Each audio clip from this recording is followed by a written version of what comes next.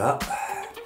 Bon, ben quand faut y aller, c'est parti pour la perte d'abonnés, hein. Je vais vous dire pour qui je vais voter. Allez, on commence la vidéo, en marche! Non, je déconne là par contre.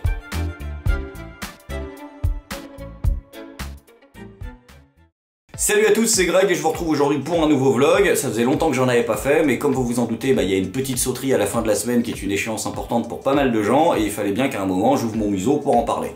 Alors aujourd'hui, bien sûr, c'est pas une vidéo humoristique, hein, c'est une vidéo un peu sérieuse et vous avez été très nombreux à me la demander. Ça fait à peu près 3 semaines que dans tous les commentaires, j'ai partout du mais pour qui tu vas voter ou pour qui tu vas pas voter, ou est-ce que t'es abstentionniste, ou est-ce que ceci, ou est-ce que cela. Et donc du coup, j'avais prévu de faire une vidéo et je voulais la sortir maintenant. Si j'avais sorti cette vidéo plus tôt, il est clair que mon avis aurait peut-être pas été définitif. D'ailleurs, j'avais prévu de sortir cette vidéo plus tôt, mais mon avis a changé entre temps, donc j'ai bien fait de pas le faire.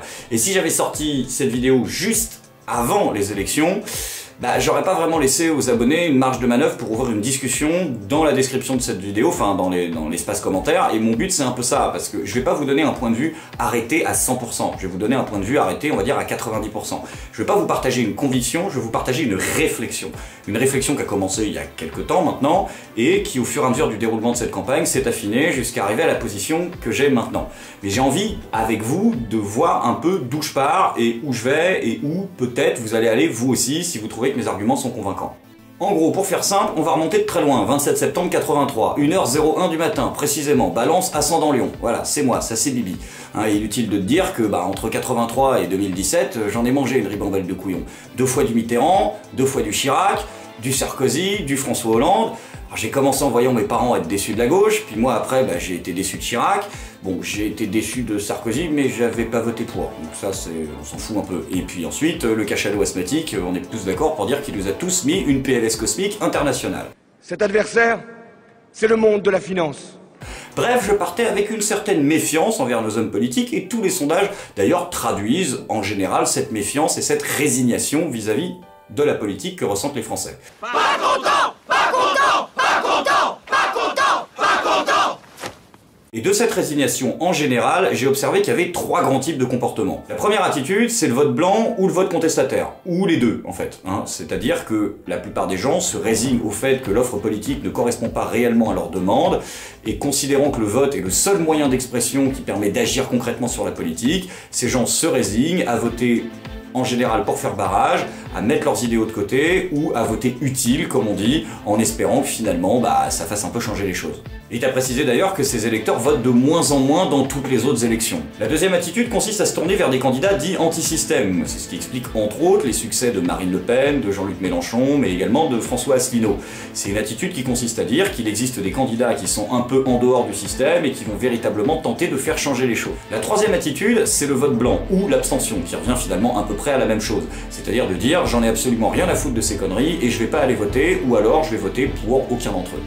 À la base, l'abstention était ce que j'avais choisi, et même si j'ai finalement décidé de voter en définitive pour quelqu'un, je vais quand même prendre le temps de vous expliquer pourquoi cette démarche d'abstention a été très importante pour moi. À l'origine, je devais faire une vidéo qui devait s'appeler le top 10 des raisons de ne pas aller voter en 2017. Néanmoins, je la sortirai pas, étant donné que maintenant j'ai décidé de voter pour quelqu'un. Mais je voulais vous exposer les 10 arguments qui font que je soutiens et que je comprends la démarche qui a longtemps été la mienne, qui est celle d'être abstentionniste. En gros, quand on regarde ces élections, franchement, on se fout de notre gueule. Je veux dire, si on regarde objectivement, premier point, c'est l'élection à un tour. Ah oui, non, parce que s'il faut se remettre légèrement en arrière, les copains, à une époque, il n'y avait pas Macron qui était lancé, et on nous expliquait que, en gros, le candidat qui allait sortir des primaires de la droite, et peut-être éventuellement de la gauche, serait celui qui allait défoncer la gueule de Marine Le Pen au 2e tour, et donc serait président de la République. Tous les médias, pendant 3 mois, n'ont raconté que ça. Et donc, du coup, les primaires étaient souvent vues, d'ailleurs, comme les élections anticipées à un tour. Ok. Et moi, perso, le scrutin uninominal majoritaire à un tour, ça me fait pas bander plus que ça. Alors peut-être que ça marche en Corée du Sud, à Taïwan, au Togo ou aux États-Unis, mais le problème c'est qu'on a très souvent un candidat majoritaire, minoritaire dans l'opinion et dans les votes, qui finit par gagner les élections. Et moi, j'en ai pas envie. La deuxième raison, c'était les primaires. Parce qu'on nous a expliqué que, en gros, le candidat des primaires allait gagner la présidentielle, donc moi je me suis dit, je suis pas plus con qu'un autre, faut aller voter aux primaires. Hein? C'est payant? Comment ça, c'est payant? Attendez, vous êtes en train de me dire que les partis politiques complètement corrompus qui pourrissent notre République depuis à peu près 40 ans, c'est-à-dire l'ancienne RPR devenue MP, devenue Républicain, et le Parti Socialiste, Les mecs ont un parti qui est tellement en PLS niveau thune qu'ils ont osé faire payer les gens. Non mais attends, c'est quoi l'idée? Parce que s'il y a à peu près 2 millions de personnes qui vont devoir payer 2 € pour pouvoir choisir qui sera président de la République, ça veut quand même dire que vous avez tenté de rétablir le suffrage censitaire juste pour renflouer les caisses de vos partis moisis. Vous êtes sérieux les gars? Alors on résume, élection à un tour, censitaire, c'est-à-dire qu'il faut payer. Et le résultat est censé être décidé par la minorité qui va voter aux primaires. Wow, ça pue! Troisième raison, c'était le filtrage médiatique. Ok d'accord, ce sera un tour, il faut payer, on est revenu en monarchie, nique sa mère, on y va quand même, on va aller voter. Et là, visiblement, les médias s'en mêlent. Et cette campagne présidentielle a été pourrie par les médias. Et c'est vraiment une des raisons qui m'avait motivé à l'abstention. Les médias ont commencé par médiatiser ces primaires. À gauche, on a bouffé que du Manuel Valls, que ça. À droite, on a parlé que de pain au chocolat, de double ration de frites. Et de Alain Juppé dans une autre mesure. Dans les deux cas, les électeurs ont décidé qu'ils ne voulaient pas de ce que les médias leur ont proposé. Faut bien comprendre, les médias se sont positionnés comme une force d'intervention, d'opposition qui devait guider réellement le vote des gens. Et avec une partialité tellement visible que ça en devenait écœurant. Les électeurs ont fait le choix, néanmoins, de réussir à passer outre ça. Et ont voté pour une autre droite, celle de Fillon, en décidant que la droite Rolex, en gros, c'était terminé. Bon, là, c'est visiblement la droite Costard. Et bon, c'est un petit peu autre chose, mais c'est dégueulasse. Mais ils ont voté pour autre chose que ce qu'on leur a vendu dans les médias. Et pareil à gauche. Ils n'ont pas voté pour Manuel Valls, ils ont voté pour Benoît Hamon, qui incarne quand même une autre gauche. Le quatrième point, c'était le deuxième filtrage médiatique. Oui, parce qu'en plus de ça, bon, les gens ont décidé qu'ils allaient voter pour autre chose que ce que les médias leur ont vendu. Donc du coup, les médias ont créé leur propre candidat, Emmanuel Macron. Le mec qui sait pas aligner deux mots de français, qui pense que les femmes votaient en 1905, que la Guyane est une île, mais pour lequel on vote. Un mec qui lit ses programmes et doit s'interrompre parce qu'il comprend pas ce qu'on lui a écrit. Je veux dire, c'est quand même absolument hallucinant. Le mec a le soutien des 3/4 des médias, son programme est totalement vide, et on vote pour ce mec, c'est une ingérence médiatique absolue. Je suis absolument sceptique sur cette affaire. Et quand je dis sceptique, c'est le mot le plus modéré que je puisse. Alors je vais vous dire, oui, ça ne marchera pas. Et ça ne marchera pas parce que les Français vont voir exactement ce que cette démarche signifie, ce qu'il y a derrière tout ça. Et qu'est-ce qu'il y a derrière? Derrière cet hologramme, il y a une tentative qui a déjà été faite plusieurs fois, de très grands intérêts financiers et autres, qui ne se contentent plus d'avoir le pouvoir économique, ils veulent avoir le pouvoir politique. Qu'à travers Emmanuel Macron, ces grands intérêts financiers auraient le pouvoir. Et d'ailleurs, c'est très simple, posez-vous une question, pourquoi ces heures et ces heures de télévision en direct, pourquoi ces couvertures de magazines, pourquoi ces pages et ces pages de photographies couleur autour de sujets qui autour d'histoires qui sont, vous l'avouerez, assez vides. Pourquoi tout ça? Parce que on a déjà essayé plusieurs fois.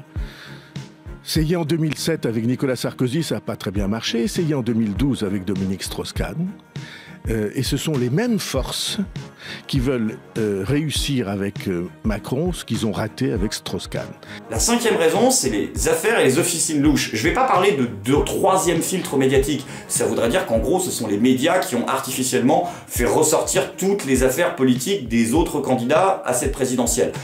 Moi j'y crois pas, mais que ce soit les médias ou que ce soit des officines louches ou des vieux mecs du RPR qui se règlent des comptes à vouloir caviarder Fillon, je veux dire, il y a un moment où, là aussi, on a transformé ce vote en une sorte de télé-réalité où on a poussé les gens à la résignation, c'est-à-dire de voter pour le seul qui avait pas de casserole au cul. Et étrangement, il en restait pas beaucoup. La sixième raison, c'est les débats, et c'est là où je vais parler de troisième filtrage médiatique. Ok d'accord, on résume, c'est une élection à un tour, il fallait payer pour aller voter. Les médias se sont introduits littéralement dans ces primaires. Une fois qu'on a choisi les candidats, ils ont créé de toutes pièces leurs propres candidats. Et ensuite, on a foutu des affaires au cul des mecs, des affaires qui datent d'il y a 5 ans, hein, mais juste pour les pourrir. Bon, on est passé outre ça. On a décidé qu'on allait aller quand même s'intéresser à cette élection. Et là, boum, le débat. Sur les 11 candidats, 5 sont invités. Et il a fallu qu'il y ait un véritable écœurement au sein de la population pour que les médias fassent un deuxième débat. Il a fallu, nous, qu'on aille demander, réclamer, avec virulence, force, beaucoup d'internautes se sont motivés pour ça, beaucoup de vidéastes, pour qu'on ait juste le droit à la démocratie sur le service public. Vous n'avez jamais invité un candidat comme François Asselineau, par exemple, qui est président fondateur de l'Union populaire républicaine depuis 10 ans, Bon, ce serait dommage, c'est un peu dommage dans le service public qu'on n'entende pas des candidats qui ont des choses à dire. Moi, il me manque Vous pas. avez invité M. Larouturou, il avait à peine créé son parti. Le lendemain, il faisait la matinale. Écoutez, de France vous, Inter. il vous manque Il y en a un peu d'autres qui moins, sont mais pas venus, c'est dommage. écoutez, s'il a une représentativité quelconque. Il en a une. Ah bon, Oui, 16 Ah oui, vous 300 êtes là. adhérents à ce jour. Ah, très bien. Le site Bravo. politique le plus consulté de tous les partis politiques français. Ok. J'estime que de temps en temps, ce serait sympa de lui donner Ça la parole. marche. Eh ben, écoutez, vous avez fait. 0 minutes, 0 secondes pour le moment aussi. Non, 1 minute grâce à vous. Il reste donc 4 raisons qui à la base me poussaient dans une démarche abstentionniste et je vais continuer à vous les exposer parce que c'est vraiment important que vous voyez dans quel contexte cette décision a été prise. Ces 4 raisons-là ne sont pas liées à cette élection en particulier, mais au principe de l'élection présidentielle en règle générale. La 7e raison donc, c'est que le président n'est responsable devant absolument personne. Il n'a aucun compte à régler à qui que ce soit et s'il ne respecte pas ses engagements, et j'en ai vu, comme je vous le disais, un paquet ne pas les respecter, il n'y a pas d'organe qui puisse le pousser à respecter ses engagements. Et ça, c'est un problème structurel qui, moi, personnellement, m'emmerde. Et si je dois aller voter pour un candidat, étant donné que le mec, il peut faire ce qu'il veut, il n'y a que lui qui a un parachute, moi, j'ai intérêt à ce qu'il m'ait sérieusement convaincu qu'il allait pas m'entuber pour que je lui donne mon billet pour lui donner, entre guillemets, les clés et les pleins pouvoirs de la boutique sans possibilité pour moi de me plaindre si jamais je me suis fait entuber. La 8e raison, c'est la composition de notre Parlement. Je sais, il ne s'agit que d'une élection présidentielle, les amis. Sauf que tout ça, c'est un système global. Et que participer à ce mode de scrutin, à cette structure politique qu'est la Ve République, telle qu'elle est aujourd'hui, c'est participer à un système. En gros, c'est la première manche d'un système qui, au final, est totalement pourri. Chaque mardi et mercredi, à l'Assemblée nationale, c'est un rituel à 15h, très exactement. Les questions au gouvernement, les questions au gouvernement, les questions au gouvernement. 15h, enfin pas pour tout le monde. Car ce que vous ne voyez pas en temps normal, ce sont les retardataires qui arrivent sans se gêner, avec 6 ou même 18 minutes de retard et sans se presser. C'est une urgence, c'est une nécessité. Des retards qui ont bizarrement échappé aux très officielles caméras de l'Assemblée nationale. Heureusement pour nous, il existe une autre version des questions au gouvernement, diffusée en direct sur France 3. Beaucoup de points communs avec la version officielle, mais des différences essentielles. Monsieur François Rocheboine. Comme la très belle cravate du député François Rocheboine, il arbore fièrement les couleurs de son club de foot, l'AS Saint-Étienne. Avec la version officielle, nous aurions aussi manqué une bonne vieille technique parlementaire. Regardez ce député poser une question dans un hémicycle plein. Si votre ministre de l'Agriculture n'aime pas ce qu'il fait... Ses collègues se sont en fait regroupés autour de lui pour donner l'impression d'être plus nombreux. Un hémicycle qui a tout d'une salle de classe, comment dire, dissipée. Regardez, il y a ceux qui envoient des SMS très nombreux. Certains répondent même au téléphone, pendant que d'autres lisent tranquillement le journal, le montrent et le commentent. Et rien ne peut arrêter les bavardages, pas même l'intervention du président de l'Assemblée. Merci Monsieur le Ministre. Mes chers collègues, il y a trop de conversations particulières et on a du mal à entendre les orateurs. Les ministres sont-ils plus attentifs? Pas du tout. Pendant une question sur le déficit budgétaire, regardez le ministre des Finances. Jusque-là, rien de spécial. Mais quelques secondes plus tard, Michel Sapin discute de quoi? De sa nouvelle paire de chaussettes rouges, avant de la ranger bien discrètement. 9e raison, si je vote pour un président ou une présidente de la République, j'ai envie de voter pour celui qui sera au sommet de l'État, et non pas pour un valet. Si j'ai envie de voter, c'est à la limite pour un roi, pas pour un valet. Non, mais je m'explique. Il faut savoir qu'aujourd'hui, une grande partie des décisions qui impactent concrètement notre vie politique quotidienne ne sont pas prises en France. Elles sont prises à Bruxelles, elles sont prises à Washington, elles sont prises dans les conseils de direction et d'administration des grandes banques, qui vont même jusqu'à avoir leur propre candidat. Et qu'aujourd'hui, tant qu'un candidat ne voudra pas remettre totalement tout à plat et à zéro, je n'avais pas véritablement d'intention de voter. Et la 10e raison, c'est une raison humaine. Soyons clairs. Il y a 9 chances sur 10 pour que l'homme ou la femme qui soit élu président de la République ne tienne pas ses promesses. Et ceux qui, en 2017, aujourd'hui, osent encore dire que c'est de la démagogie ou du populisme, je vous dirais cordialement d'aller bien vous faire voir chez les Grecs. Oui, où ça se passe très très mal d'ailleurs. C'est là où on va aller, hein, si on élit Emmanuel Macron, par exemple. Je dis ça, je dis rien. Il est clair et net que si je dois sortir de l'abstention pour voter pour quelqu'un, il est très probable que la personne pour qui je vais voter ne tienne pas ses promesses. Par contre, je sais qu'il y a une chose sur laquelle les hommes politiques ont toujours eu une continuité. C'est que je sais que autant ma retraite ou mon chômage, finalement, les mecs reviendront sur les décisions et sur leurs promesses de campagne, mais il y a un truc sur lequel les mecs reviennent assez rarement, c'est sur leur décision d'envoyer des bombes aux 4 coins de la planète. Et personnellement, j'ai pas envie que mon vote serve à ça. sachant que je vais me faire baiser, j'ai absolument pas envie qu'un mec puisse dire, bien sûr, je vais envoyer des bombes sur les Arabes, ah mais j'ai la signature de Greg Tabibian, j'ai le droit, il a voté pour ça, c'est le progrès. J'ai pas du tout envie de ça. Et que personnellement, si au moins je ne peux pas participer à ce gigantesque chaos international auquel la France prend de plus en plus part, notamment par sa soumission à l'OTAN ou par sa soumission à des intérêts pétroliers qui déclenchent des guerres, parce que Total, c'est le sponsor officiel des guerres. Total, nous ne viendrons pas chez vous par hasard. C'était ça le slogan. Ils l'ont changé à la fin. Mais non, je déconne. Mais en soi, je me dis que au moins, moralement, je ne participerai pas à ça, et ce sera déjà une petite satisfaction. Néanmoins, puisqu'il faut jouer le jeu jusqu'au bout, j'ai décidé de regarder les différents candidats, leurs différents programmes, et ce qu'ils sont et ce qu'ils représentent. On va les examiner rapidement les uns après les autres, et on va procéder par élimination jusqu'au candidat qui me paraît être le plus à même de mériter mon vote. Oui, ça peut paraître très prétentieux de dire mériter mon vote, mais je pense qu'on devrait tous, citoyens français, avoir cette part d'ego-là, qui n'est pas de l'ego, mais qui est juste du constat. Il faut pas oublier que le président de la République est au service du peuple, et qu'il doit mériter notre vote, et pas autre chose.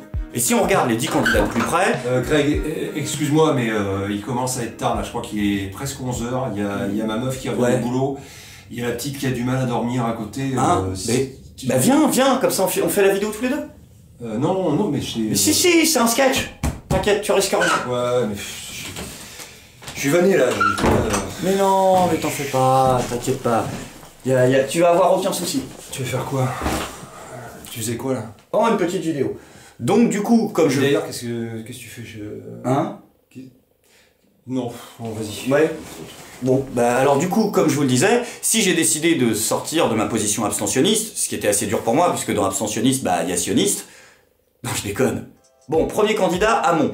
Soyons clairs, idée de génie, revenu universel. Qu'on soit pour ou qu'on soit contre, je trouve que cette idée aurait mérité d'être au moins dans le débat public après la présidentielle et d'être soumise à un référendum. Le seul problème, c'est qu'autour de ça, il n'y a pas grand-chose, et il y a surtout 5 années de socialisme qui nous ont bien pourri la vie et dans lequel Hamon était clairement partie prenante.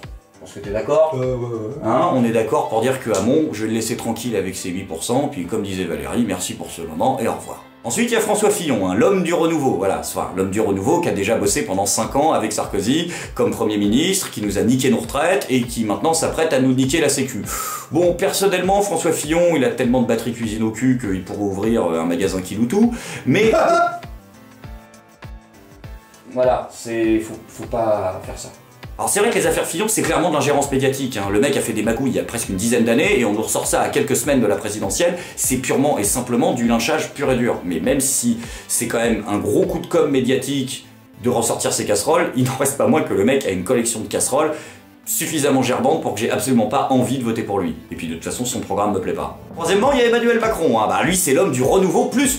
Lui, c'est le changement, c'est maintenant. C'est tellement le changement, c'est maintenant que la moitié des mecs qui sont dans son équipe, c'est quand même des mecs qui étaient au gouvernement de François Hollande. Et quand on regarde son programme, c'est exactement du François Hollande. C'est-à-dire faire plaisir à tout le monde. Il est d'accord avec tout le monde, c'est exactement Mimolette, version jeune et dynamique. J'en ai bouffé 5 ans. Personnellement, j'ai pas envie de prendre du rab, je laisse ma place de dessert à ceux qu'on a envie. Et puisqu'on en a à parler du passif des candidats, l'homme du renouveau, il a aussi un passif. Il a pas niqué les retraites, lui, il a niqué le boulot avec la loi El Khomri. Oui, parce que la loi El Khomri, ils ont beau avoir mis une beurette de service devant pour qu'elle serve de punching ball à la vindicte populaire, si tu mets René Girard de côté, la décision, elle est venue de Bercy. Et en fait, la décision de Bercy, elle est venue de l'Union Européenne. Ensuite, il y a Mélenchon. Et je vous le cache pas, il est l'un des seuls candidats qui m'avait donné envie de sortir de l'abstention éventuellement. Alors Mélenchon, le problème, c'est toujours un capital de confiance, quoi. Le truc, c'est que je peux comprendre que tous les jeunes insoumis disent « Mais non, mais il est différent ». Mais ouais, mais encore une fois, moi j'en ai vu des mecs qui tiennent pas leurs promesses. Et Mélenchon, il y a un background derrière. Le mec s'est planté sur Maastricht, il s'est planté sur les OGM, il s'est planté en appelant à voter François Hollande, et là maintenant il nous explique qu'il a changé. D'ailleurs, il nous expliquait en 2012 aussi qu'il avait changé, et il n'avait pas changé tant que ça. Au final, j'ai quand même un peu du mal à y croire, et ce qui m'a véritablement donner un gros coup de massue sur la tête, et je suis pas le seul d'ailleurs, et je pense qu'il a perdu beaucoup de points en faisant ça, c'est avant-hier, quand il a dit « Ne comptez pas sur moi pour sortir de l'Union Européenne ». Waouh, attends, mec, t'arrêtes pas de nous dire que l'Europe telle qu'elle est, elle marche pas, etc. Et finalement, au dernier moment, tu nous fais une Tsipras? Non, parce que là, il y a vraiment le côté de Tsipras, quoi. On va se manger la même. Le mec qui a passé 32 ans de sa vie en tant que député, qui a voté toutes les saloperies qu'il fallait pas voter, et qui 3 jours avant le premier tour nous explique « Non, mais finalement, on va pas sortir de l'Europe. » Question suivante? Non, il y a un petit côté qui m'emmerde, je suis désolé. Alors il faut être clair. Si Mélenchon est au deuxième tour de cette élection présidentielle, je voterai pour Jean-Luc Mélenchon. Si n'importe quel petit candidat de Dupont-Aignan à Philippe Poutou, ou Mélenchon ou autre, ou Asselineau est au deuxième tour de l'élection présidentielle, je voterai pour ce candidat parce que c'est un petit candidat et que je veux montrer, entre guillemets, à ce système que, comme beaucoup de Français, je veux leur montrer que les candidats dits anti-système représente une alternative pour laquelle les citoyens peuvent vraiment voter. Mais là, on parle du premier tour. Mais je le précise bien, il est tout à fait possible qu'un candidat pour lequel je ne vote pas là, je voterai pour lui au second tour. En gros, je voterai pour un petit, quel qu'il soit, s'il se retrouve face à un gros au second tour des élections présidentielles. Une autre candidate aussi, c'est Marine Le Pen. Et là, je vais être aussi cash que je l'ai été avec Mélenchon, quitte à ce que ça rage dans les commentaires. Et encore une fois, le débat est ouvert. Je ne vais pas voter Front National, non pas parce que je vais te faire le coup de la haine, des nazis, de l'horreur, des pires heures de... Non, oublie. Les affaires de Marine Le Pen, pour être clair, je m'en bats les couilles. On va être clair, ils se sont fait chier pendant 6 mois pour réussir à nous bricoler une affaire de député européen qui est pas vraiment claire, alors qu'à chaque fois qu'on fout le nez dans l'un du background des autres, il faut 3 secondes et demie pour trouver un costard pas rendu, ou une affaire de fraude fiscale, ou une épouse fictive, ou je sais pas quoi. Enfin, c'est l'emploi qui est fictif, c'est pas l'épouse. Donc Marine Le Pen, ils ont vraiment dû gratter. Et quand tu vois l'impartialité des médias vis-à-vis de Marine Le Pen, ils ont vraiment dû dépêcher des équipes de com pour réussir à trouver ce putain de dossier-là. Et moi, franchement, ça me dégoûte. Je tiens d'ailleurs à dire que même si je ne vote pas Marine Le Pen, j'ai toujours été profondément choqué par le traitement médiatique complètement partial qui est réservé à Marine Le Pen. Et ça, c'est vraiment un problème qui nuit à notre démocratie, mais on va pas revenir là-dessus. Le problème, c'est que je ne peux pas voter Front National puisque le Front National n'existe pas encore. Je m'explique. À l'heure actuelle, il y a 2 Fronts Nationaux. Il n'y a pas un Front National. Et toute la stigmatisation des médias tient à dire qu'il y a un Front National. Il y a effectivement un Front National du Nord, ouvrier, très proche des problématiques sociales, qui est pour que on mette des bâtons dans les roues à la finance internationale, pour que l'on protège notre industrie de façon prioritaire sur d'autres industries. Je ne parle pas des individus, je parle des industries, pour véritablement revaloriser les retraites, revaloriser les salaires. Et c'est normal que ce FN-là a un programme, ce FN économique, qui est complètement de gauche, et qui, moi, de gauche réelle, j'entends, aurait pu complètement le convaincre.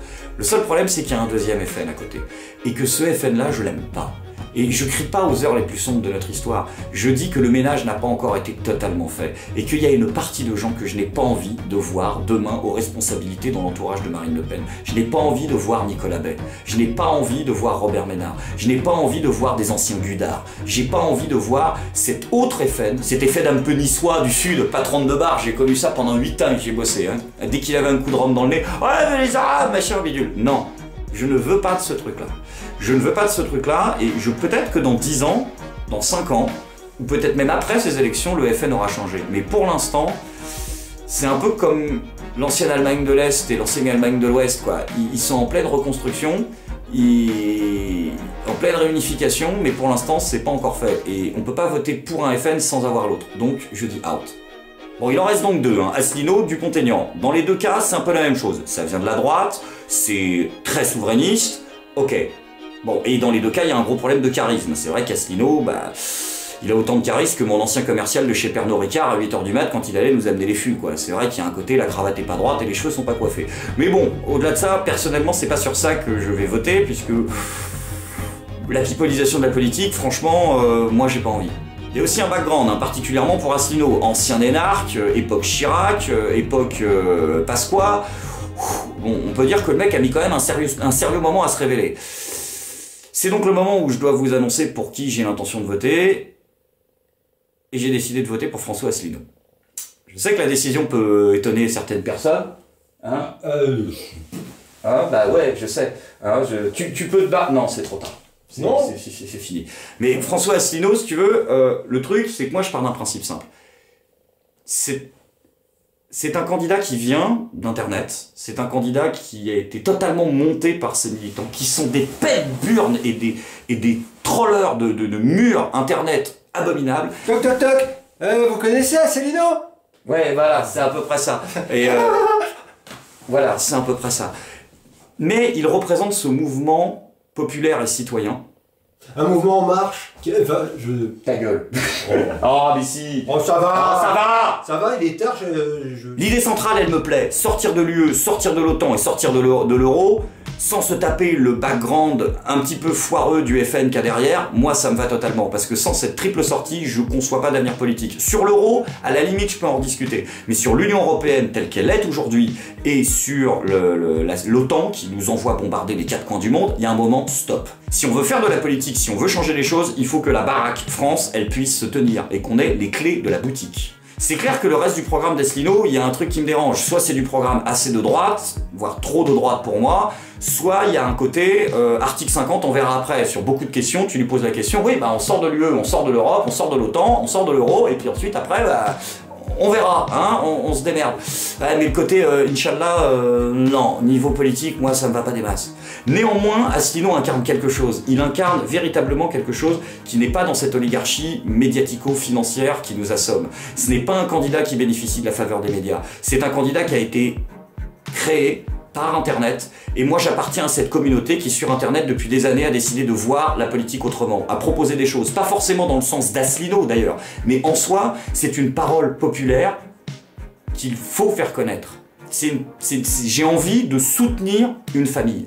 Cette famille c'est la famille de tous ceux qui conçoivent la politique autrement. Elle peut être de tous les spectres politiques, mais aujourd'hui Asselineau est un des seuls candidats et le seul candidat qui peut le représenter. J'aurais à la base été abstentionniste parce que je pensais pas qu'il aurait les 500 signatures. Mais le fait que Asselineau ait ses 500 signatures, c'est ça que j'ai envie d'appuyer. Je n'ai envie d'appuyer que ça. J'ai envie de dire, si on a réussi à imposer à ce système de démocratie qui est bouffé par les oligarchies médiatiques et financières, le fait qu'aujourd'hui on puisse faire obtenir par le soutien du peuple 500 parrainages à un mec qui était totalement inconnu au bataillon de la plupart des gens il y a encore quelques semaines, ça mérite d'être soutenu et c'est donc ça que je vote. Je ne vote pas pour Asselineau, je vote pour cela. Et je vote Asselineau pour cette raison-là, pour appuyer réellement le fait que notre voix, elle compte. Et également pour appuyer la reprise de souveraineté qui est nécessaire aux citoyens de ce pays, indépendamment de toute idéologie, et je trouve qu'Asselineau est celui qui en a le moins.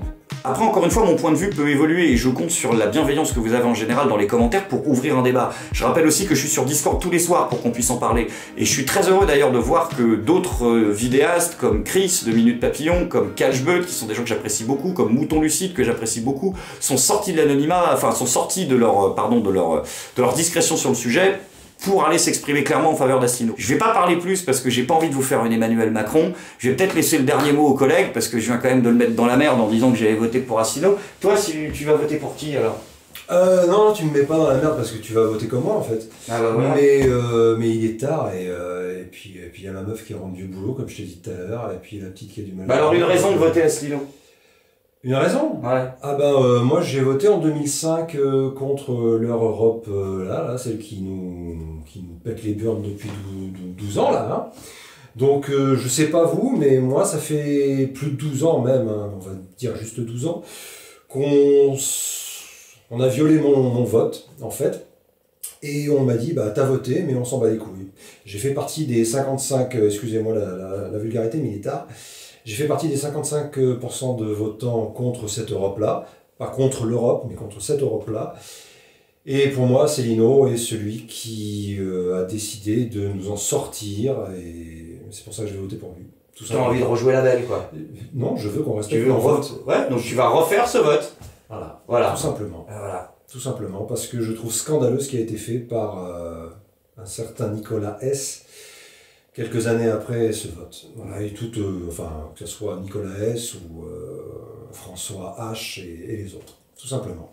Mais je pense que donc voilà, now is the time. Alors du coup, bah, je vais conclure simplement en disant un truc que je ne fais jamais. Partagez cette vidéo, je m'en fous que vous la likiez ou que vous la likiez pas. Essayez de la liker étant donné les rageux qui vont débouler. Partagez-la parce que c'est le genre de vidéo qui doit être partagée, contrairement où je suis pas content. Et la deuxième chose que je voulais vous dire, c'est que oui, je me suis moqué d'Asselineau, j'ai vu toutes les vidéos des rageux qui se foutaient de ma gueule à cause de ça, mais la critique que je fais dans les épisodes n'a rien à voir avec mes opinions politiques. Et je continuerai, même pendant la durée de cette campagne, à me moquer de tous les hommes politiques, et Asselineau en fera toujours partie, indépendamment de ça. Ouais, parce qu'il y a matière quand même. Il y a matière des fois.